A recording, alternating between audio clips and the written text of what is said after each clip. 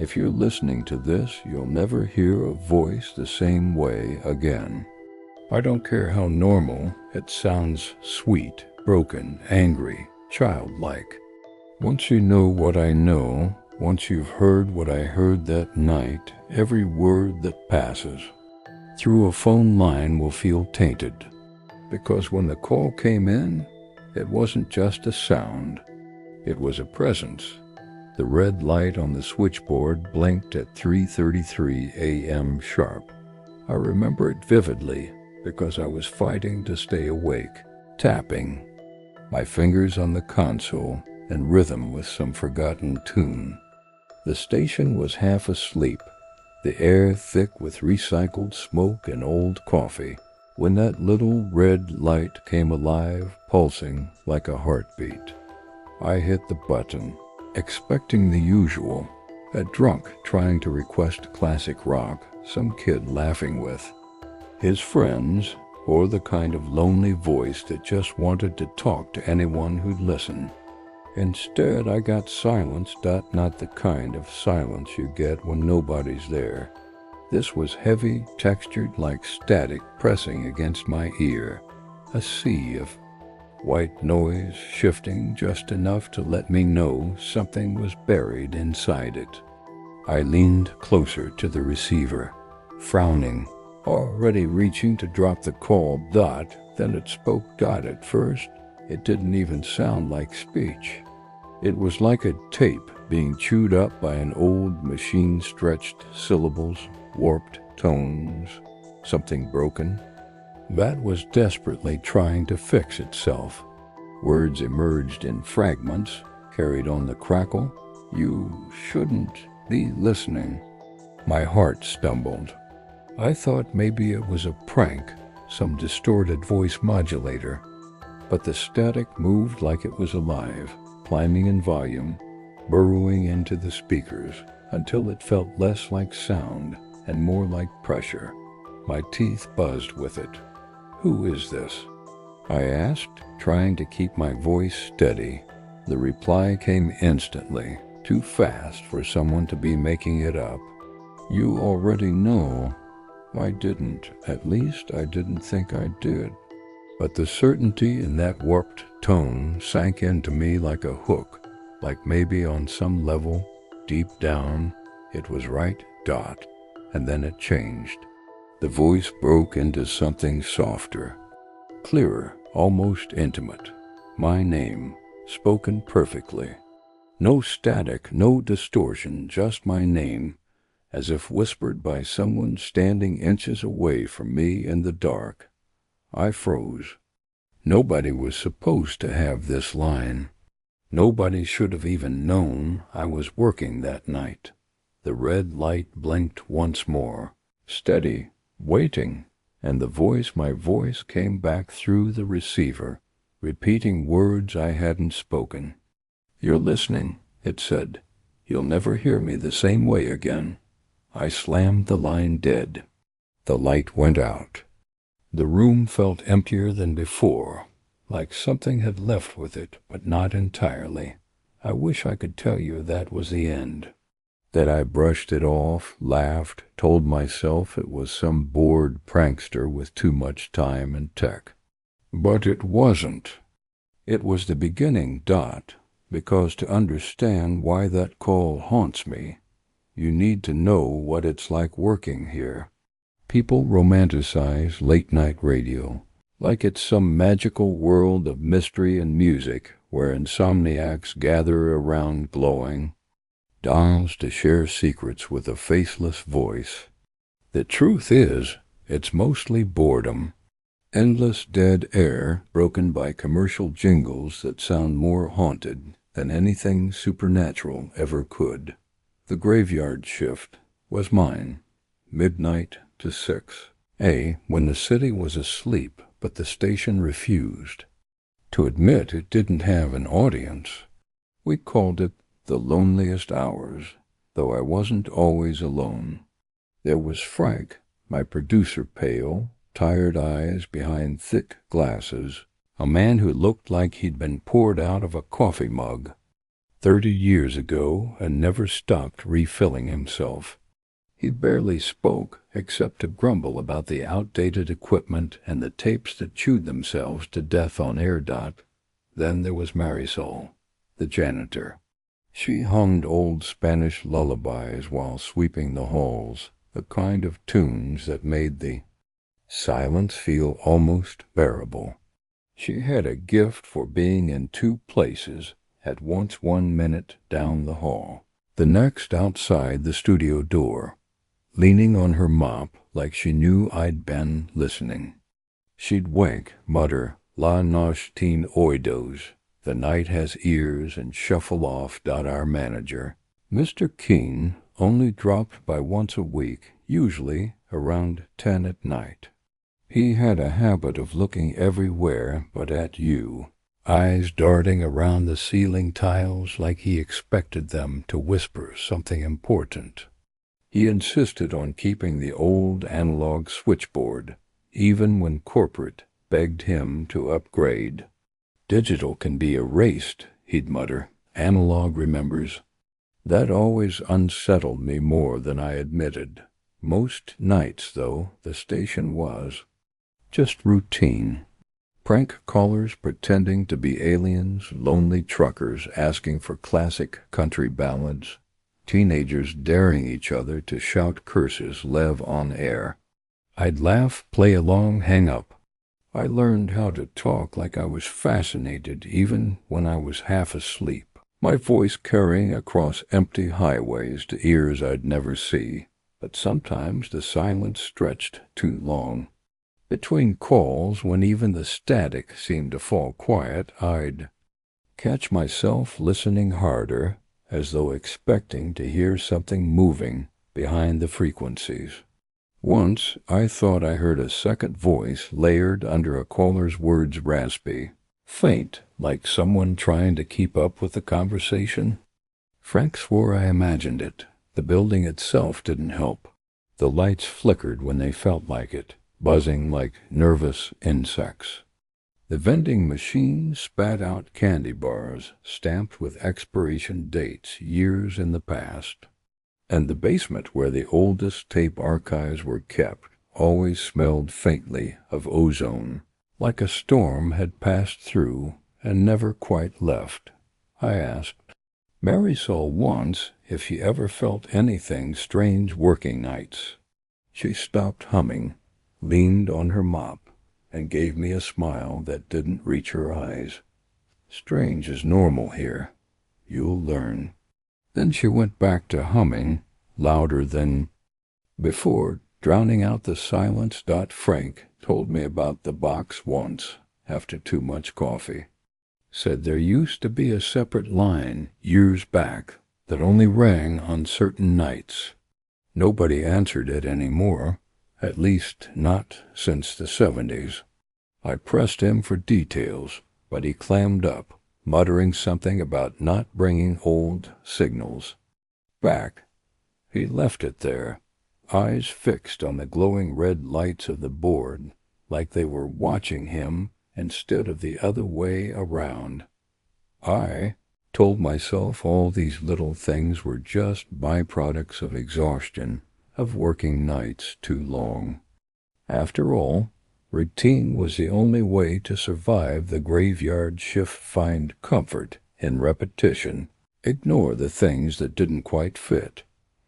Most nights are harmless, until the night the line carried something that wasn't. Human. It started like any other throwaway call. The kind of thing you expect when the clock drags past 2 in the morning, when the only people awake are insomniacs, truckers, and pranksters who think a radio show is their stage. The red light blinked twice, slow and steady, and I pressed the button with half the energy of a yawn. "Midnight station, you're on the air," I said, voice smooth. Practiced. Silence. Not dead air. There's a difference. Dead air is empty clean. This wasn't. This was thick, almost wet, like someone was breathing into the receiver, but holding the breath just shy of release. I frowned, adjusted the dial, tapped the console. You there? You've got a live line. The sound that came back wasn't a voice, not at first. It was a long, dragging inhale, like whoever it was had lungs full of broken glass. Then, faintly, like a whisper caught between stations, came a string of numbers. 6, 2, 3, 4. Frank, half asleep beside me, raised an eyebrow. I shrugged. Another joker. The line stayed open. Another breath. Then the numbers again, but backwards this time. 4, 3, 2, 6, slurred like the caller was forcing them out through static. I leaned closer to the mic. Look, if you want to play games, take a number. I've heard it all. That's when it shifted. A word broke free from the noise, sharper, clearer. Not distorted, not slurred. Just, Rom, you shouldn't be listening. I jerked back. Frank sat up, suddenly awake.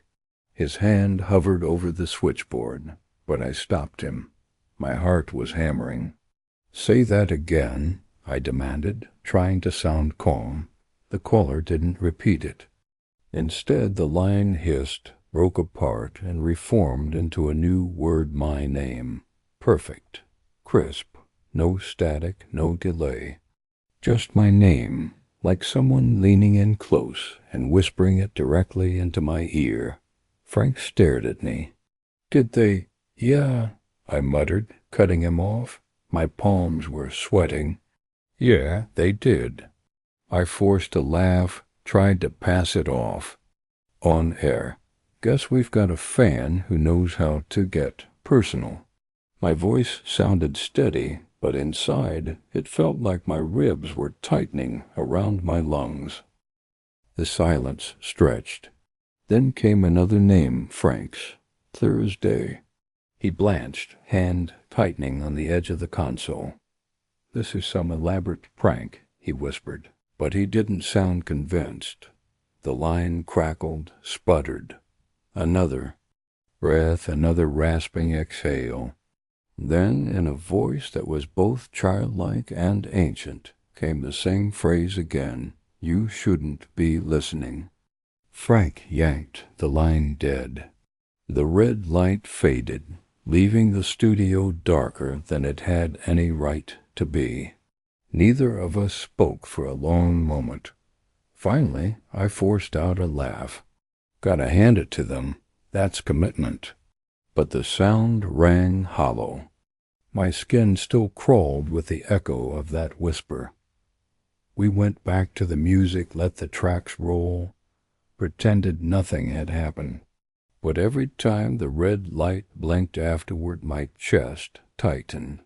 I found myself staring too long at the switchboard, waiting for it to come alive again. It didn't.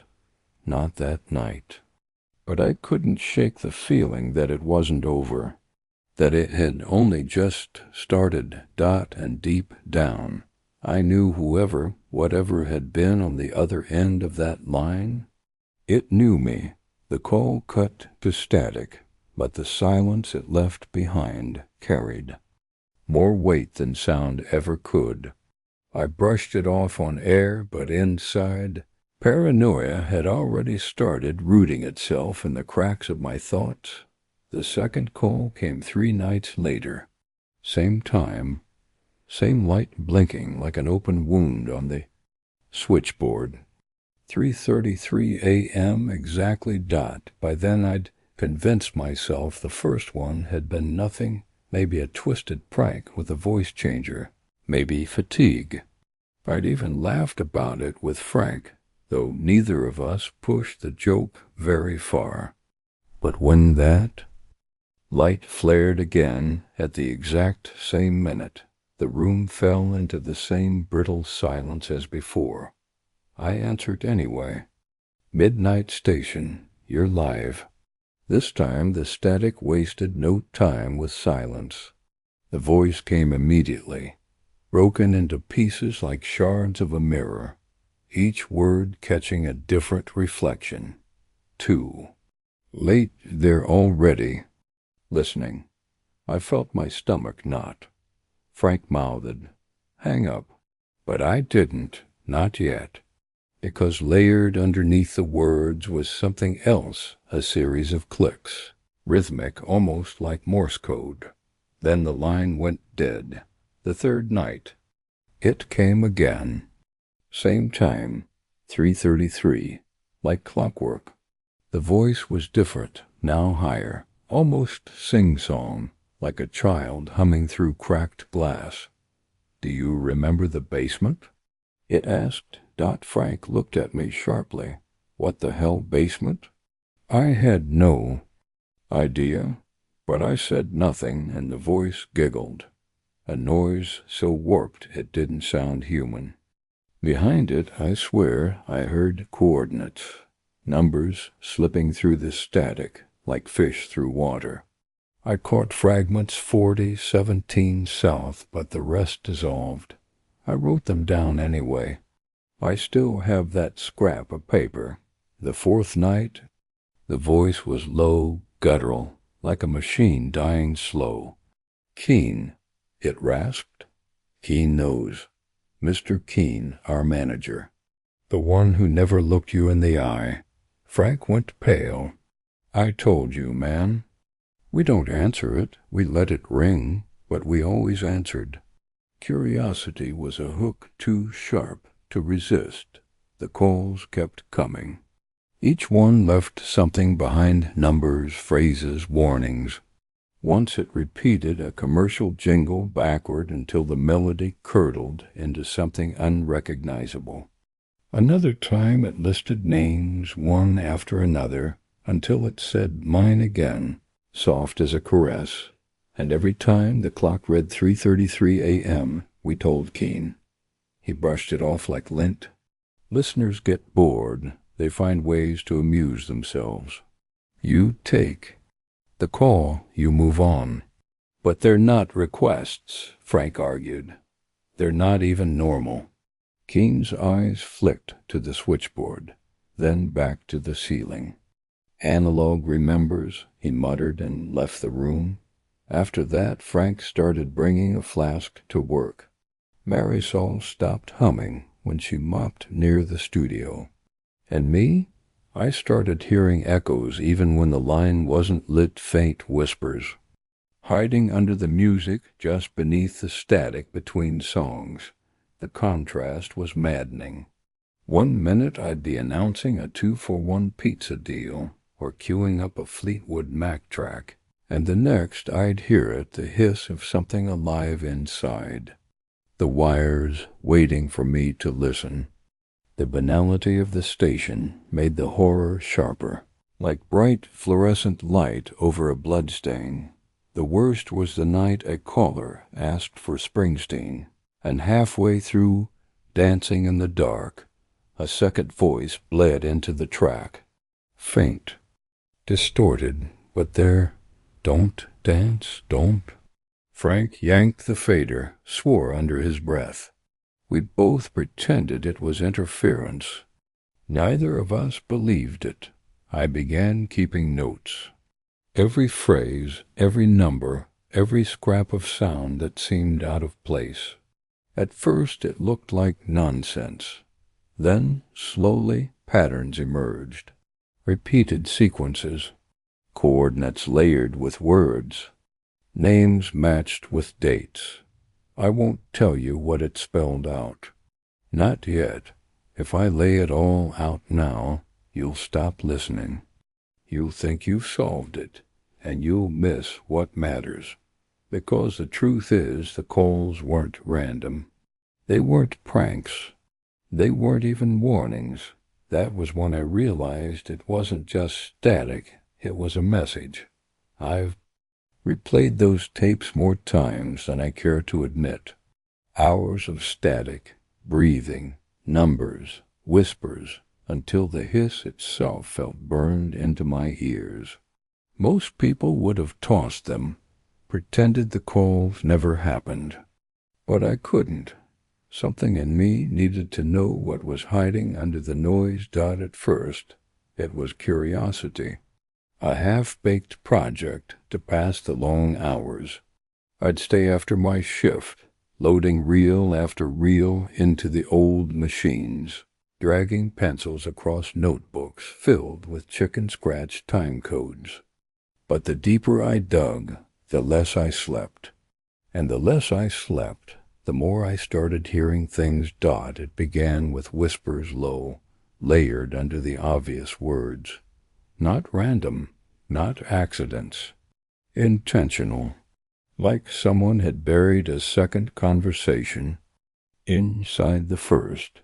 I boosted the frequencies, filtered the noise, and suddenly voices emerged.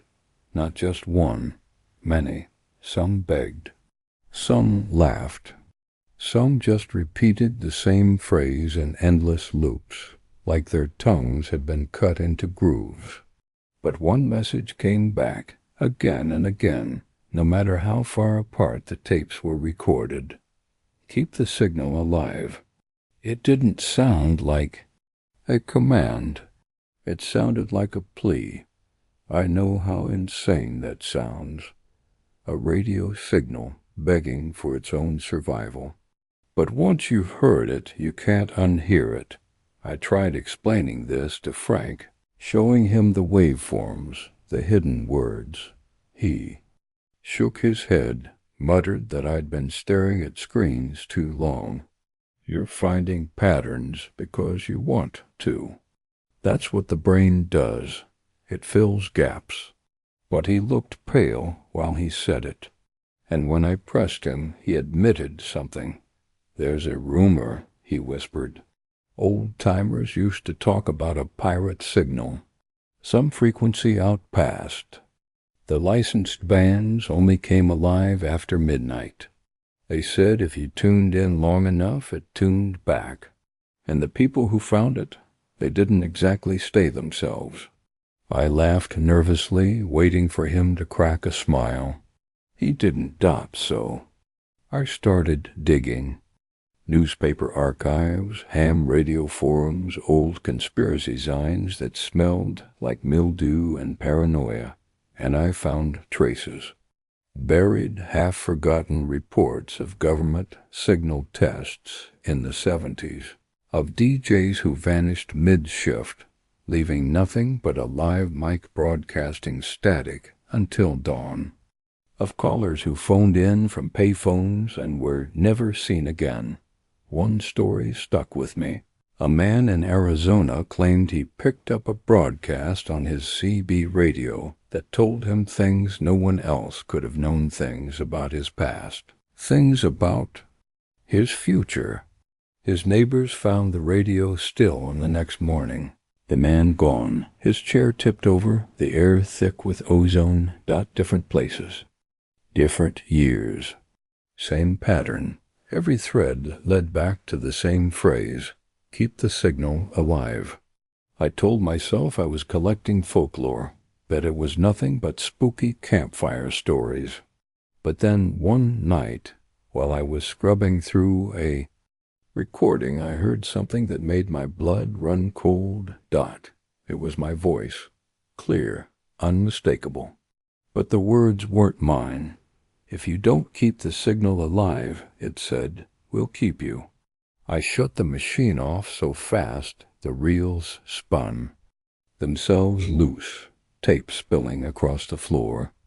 I sat in the dark, listening to the hum of the fluorescent light, heart pounding like a bass line. I shouldn't tell you what else I found buried in that frequency. Honestly, I shouldn't. It's the kind of thing that eats you from the inside out, leaves you looking at every radio, every phone, every speaker like it's a loaded gun. But you'll ask if I don't, and I know you. Curiosity is the hook, isn't it? So I'll give you one more piece. Just one. Not all the voices were strangers. Some of them spoke like they knew me, little details no pranked caller could guess. The kind of details you bury so deep you forget them yourself. My first pet's name, the color of the blanket I used to drag around as a kid, the exact words my mother whispered when she thought I was asleep the night my father left. How does a signal know that? I started dreaming in static, long corridors filled with hissing walls, shadows mouthing words I couldn't catch. Every time I woke up, the phrase echoed in my skull. Keep the signal alive. Frank told me to stop, to burn the tapes. He said I was feeding it by listening, but he didn't stop coming in drunk, flask trembling in his hand, staring at the switchboard like it might bite. And then came the night Marisol, the janitor, decided to answer the phone live on air. The light blinked. 3:33 Frank, and I froze. Marisol, humming her lullaby, leaned into the booth. "Why don't you let me?" she teased, maybe trying to break the tension. Before I could stop her, she pressed the button, her soft voice carrying across the airwaves. "Midnight Station. You're on the line." Silence. Then a laugh. High, warbled, stretched thin. It filled the room, filled the wires, filled my chest, until I thought I'd choke on it. And then nothing. Dead air. The line went dark. The studio fell silent. Marisol was gone. Not gone like she walked out. Gone like she'd never been there at all. Her mop leaned against the wall. Her cart sat by the door. But the space where she'd stood was empty, as if she'd been erased between heartbeats. Frank whispered, "Jesus Christ." I couldn't move. My hand still hovered over the board, fingers trembling. The silence after that laugh was the loudest sound I've ever heard, and that was when I knew whatever was inside that frequency, it wasn't done with us yet. If you're listening to this, don't ever think you're safe just because the phone isn't ringing. I learned that the hard way. The first time it happened, the board was quiet. No blinking lights, no lines open. Just the low hum of the late shift, fluorescent buzz, the faint crackle of vinyl on standby, the hollow emptiness of a station that only comes alive when someone's listening. I was leaning back in my chair, half asleep when it spoke. Not through the phone. Not through the tapes, through the studio speakers. "Good evening, DJ." I shot forward so fast the chair squealed across the floor. The meters flickered, though nothing was patched in. My throat went dry. Who is this? The pause stretched too long. Then came the answer, calm and unhurried, as though the voice had all the time in the world. "I was here before you. I'll be here after." The words carried that same stretched, distorted timbre I'd heard on the calls, but sharper now, like a knife scraping glass. And then, as if to twist the blade, it added my name. My full name. The one only HR paperwork ever used. I froze. No one used that name on air. No one at the station even bothered to remember it. "How the hell do you know who I am?" My voice shook more than I wanted. The reply was almost amused. "I've always known. I know the way you chew your pen cap, the way you tap your foot against the console when you're nervous. I know you're wearing your father's jacket, even though you never admit that's what it is." The blood drained from my face, because it was true. I hadn't told a soul about the jacket. Before I could speak again, the lights above flickered. The mixing board sliders began to twitch, rising and falling on their own, as though invisible fingers were playing with them. A dull thump pulsed. through the monitors, low and steady, like a heartbeat. Then the ad break kicked in, but it wasn't the preloaded tape. The jingle warped, bending into a shriek. Voices, dozens of them, overlapping, pleading, screaming, then cutting into laughter. So sudden it curdled the air. I slammed every switch, yanked every fader down, but the sound kept going, pouring out of the speakers like it was bleeding from the walls themselves. Frank burst in, his face white. Jesus Christ, what the hell is that? I couldn't answer. I could barely breathe. The voice came back, calm and steady, slicing through the chaos. You're not broadcasting anymore. You're listening. And with that, everything died. The lights stopped flickering. The board went still. The speakers fell silent. Frank stood there, clutching his flask, eyes darting to every corner of the room, like he expected something to crawl out. Finally, he whispered, "Don't ever put that on air again." I wanted to laugh, as if I'd chosen it. That night, I left the studio shaking. But the voice didn't stay behind. On the drive home, every station I flipped to carried static-threaded, with whispers. My name, repeated like a lullaby dot at a red light, the radio snapped clear, just long enough for me to hear it say, "Left turn ahead." The light changed. I turned left, and there, waiting in the shadows of the curb, was a payphone. Its receiver dangled loose, swinging gently as though someone had just set it down. I drove past without stopping. But I swear I saw the cord twitch, like it wanted to reach out and pull me in.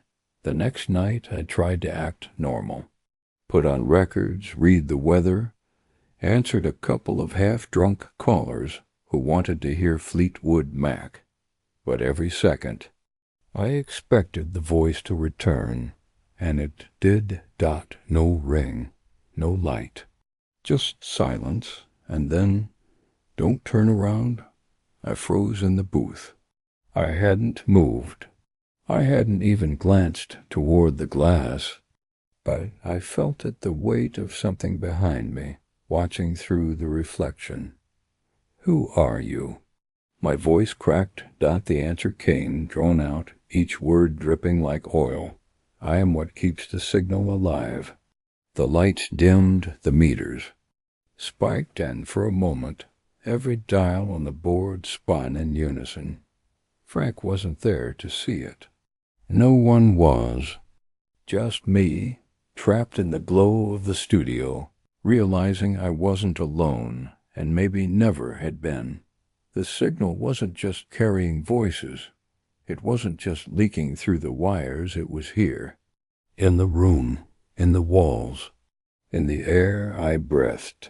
And that was the moment I understood the truth, the one I'd been running from since the first call. The station wasn't broadcasting any more. It was listening.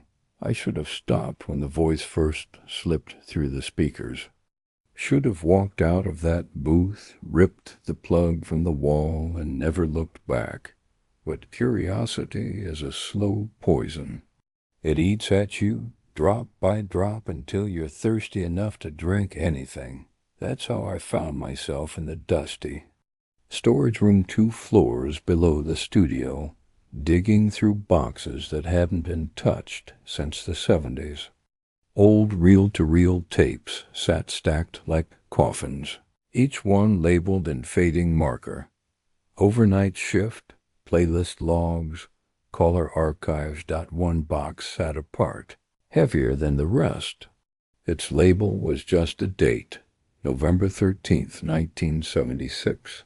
I threaded the first reel into the player, and for a long moment all I heard was static. Then, "This is Midnight Mike, holding down the graveyard shift here at WZRD. His voice was tired but smooth, the kind of voice made for radio. I leaned closer. A crackle of interference bled through, and I heard it. That same warped cadence I'd come to dread. "Good evening, DJ," Mike chuckled nervously. "Very funny, pal. Phones are open if you want to call for real." The voice didn't answer. Instead, it whispered a string of numbers, the same way it had whispered to me. Mike's breath caught on the tape. "How did you—" The recording broke into static. I fast-forwarded, my fingers shaking out another clip. "Don't you say my name, you son of a bitch, don't you dare." The reel warbled, cutting in and out, then screaming. Not just Mike's, layers of voices, some male, some female, overlapping like a choir of agony. I yanked the tape off the spool, heart-hammering dot box. After box, reel after reel, the story repeated. DJs cracking jokes, taking requests, then falling silent when it came on the line. Always the same phrases. Always that slow erosion of sanity, caught in hiss and static dot, until the last recording. A reel with no label. The tape opened with Mike's voice, shaky now, frayed at the edges. "If anyone hears this, I think they're in the static." All the voices. People who listened too long. Callers who never hung up. DJs who stayed after hours. They don't leave, they just— his voice cracked. They just get folded and carried like dead air. I can hear them now, underneath everything else, begging to be tuned out. But the more I listen, the harder it is to tell where they end and I begin. Then, after a long pause, Mike whispered, almost pleading, "Don't keep the signal alive." The reel spun out. Empty tape. That was the last anyone heard of Midnight Mike. The record said he walked out one morning and never came back. No forwarding address. No paycheck collected. No body found. I sat in that dark basement for hours, surrounded by relics of voices that shouldn't exist, realizing the truth. This wasn't one voice. It never had been Dot, it was many. Every prank caller who stayed on the line too long. Every insomniac. Listener who fell asleep with the radio whispering into their skull. Every poor bastard who worked the graveyard shift before me. All of them bound in the static dot. And now I'd listened to Dot. The room felt smaller. The hiss of the old player didn't stop even after I unplugged it. I swear, for a second, I heard my own voice whispering back at me from the reels. That was when the fear finally cracked through me, clean and sharp.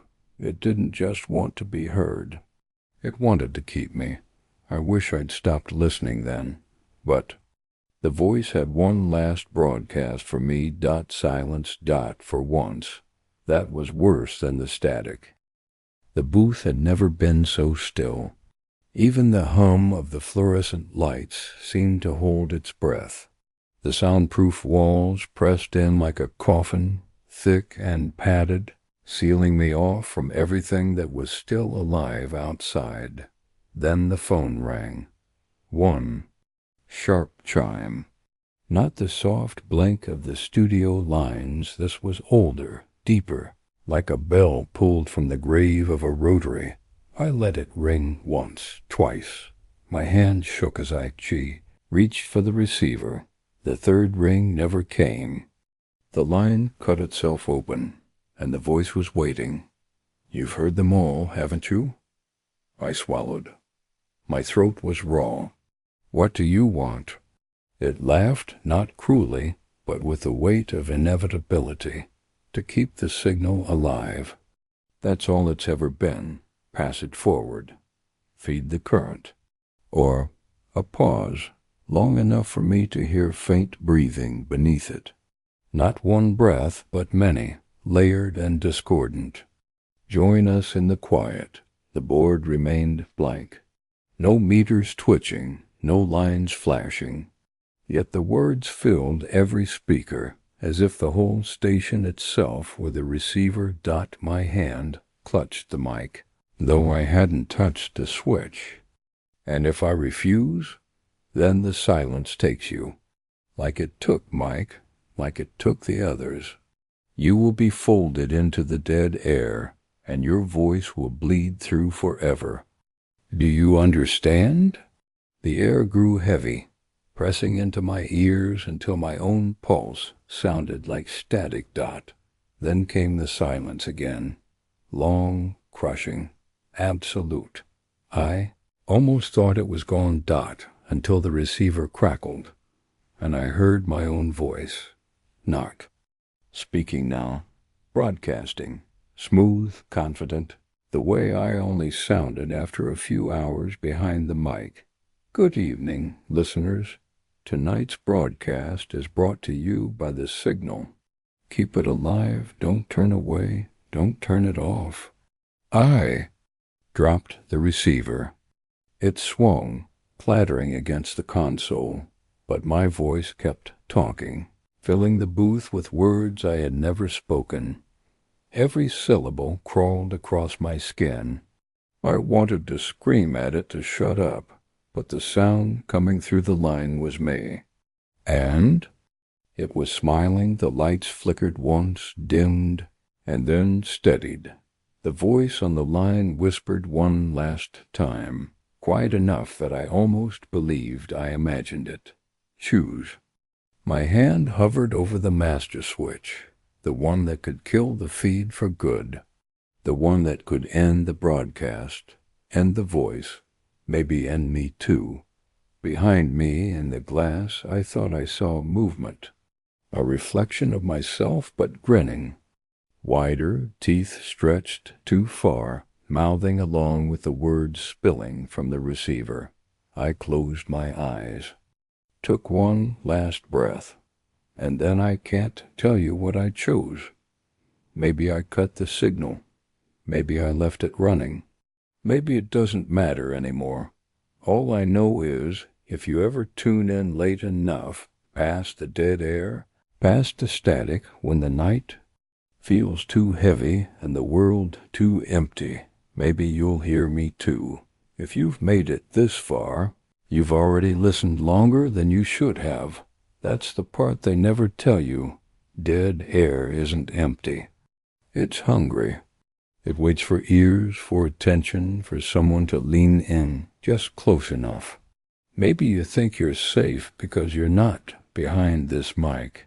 But if you've ever tuned into static after midnight, if you've ever lingered on a blank frequency a second too long, maybe you've already heard the signal. And if you did, then you know I'm not lying. I could play you the tapes.